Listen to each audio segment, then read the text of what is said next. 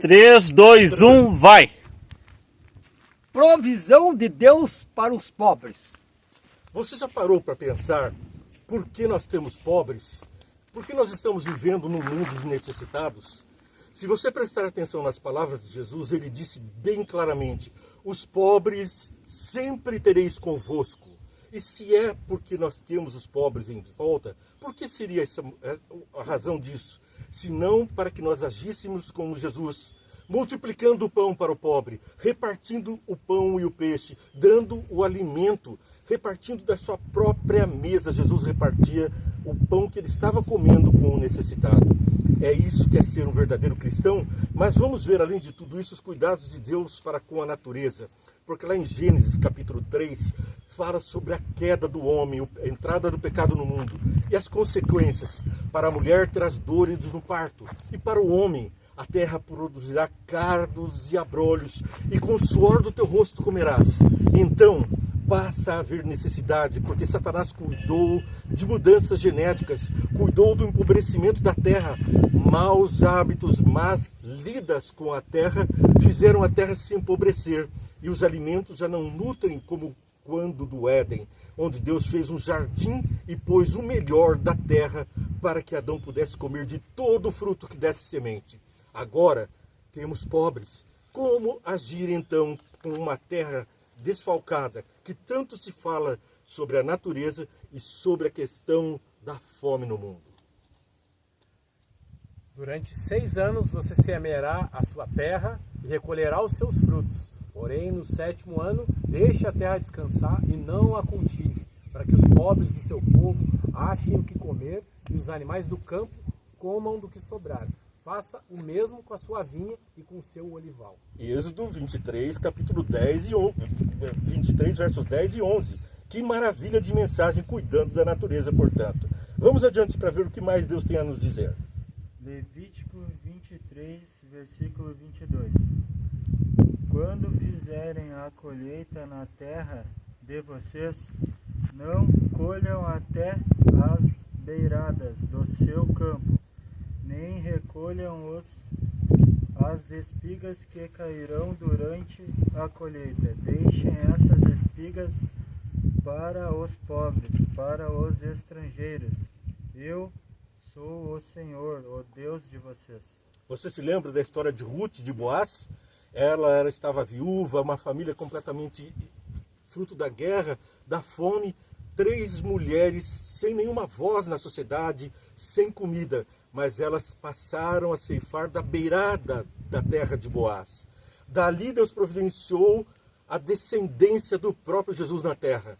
Ali Boaz acaba se casando e criando uma geração após geração até chegar a Jesus e em mim e em você, pessoas que se alimentaram na pobreza das espigas que estavam nos cantos. E também no sábado Jesus passeava com os discípulos, eles só pegaram do trigo e comeram e foram criticados por isso. Mas eles estavam fazendo o que estava nos mandamentos, porque estavam comendo da beirada do caminho e não estavam acumulando, não estavam se enriquecendo, estavam saciando uma necessidade, o alimento. E depois falaram: você não jejua. E ele disse: os discípulos não precisam jejuar enquanto o mestre está com eles. A festa está feita, a festa está com você agora. Nós estamos no banquete das bênçãos dos céus e continuamos repartindo o pão. Deuteronômio 15, versículo 12. Pois nunca deixará de haver pobres na terra. Por isso eu te ordeno, livremente, abrirás as mãos para o teu irmão, para o necessitado, para o que o pobre na tua terra. Salmo 82, 13 e 4. Fazei justiça ao fraco e ao órfão, procedei retamente para com o aflito e o desamparado. Socorrei o fraco e o necessitado, tirai-os das mãos dos ímpios. Tirai-o das mãos dos ímpios. Provérbios capítulo 22, versículo 16 nos relata: quem enriquece à custa dos pobres ou dando presentes aos ricos, acabará ficando pobre.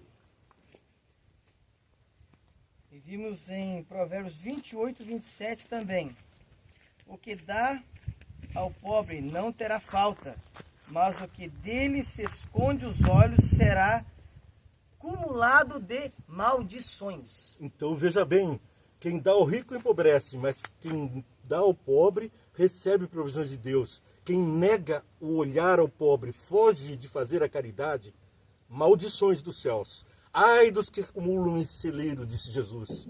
Ai dos que acumulam roubando os pobres. Provérbios 29, 14. O rei que julga os pobres, conforme a verdade, firmará o seu trono para sempre. Bem-aventurado daquele que dá atenção ao desvalido. No dia do seu infortúnio, o Senhor o livrará. Salmos 41 é uma maravilha. É o complemento da nossa história, da nossa lição de hoje. Podemos compreender que durante a Idade Média, os pobres, os negros, os discriminados estavam passando necessidade por uma perseguição racial e também por uma perseguição aos pobres, justificada por um darwinismo social, onde os mais aptos, os mais ricos, aqueles que tinham melhores condições de saúde, deveriam prosperar à custa dos pobres.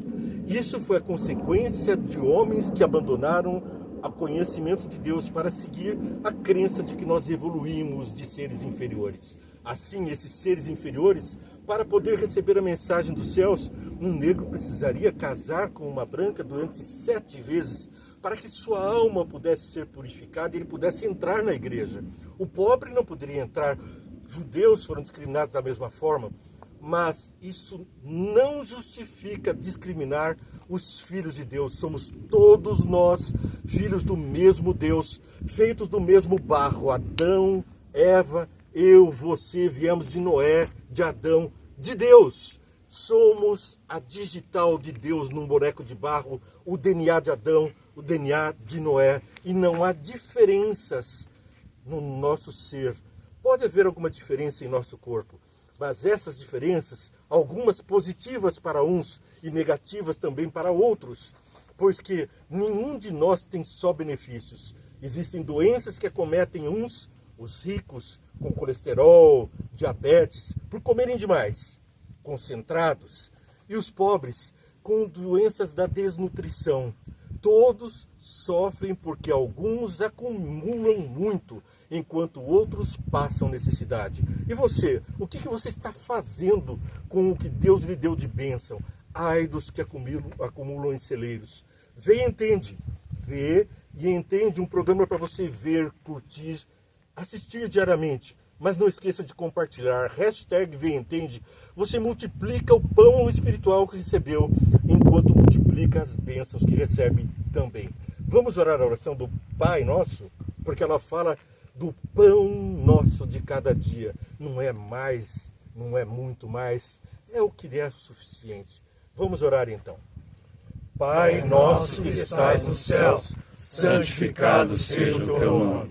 Venha a nós o teu reino. Seja feita a tua vontade, assim na terra como nos céus. O pão nosso de cada dia nos dai hoje. Perdoai as nossas dívidas, assim como nós perdoamos os nossos devedores. E não nos deixeis cair em tentação, mas livra-nos do mal, pois teu é o reino, o poder e a glória para sempre. Amém. Deus te abençoe.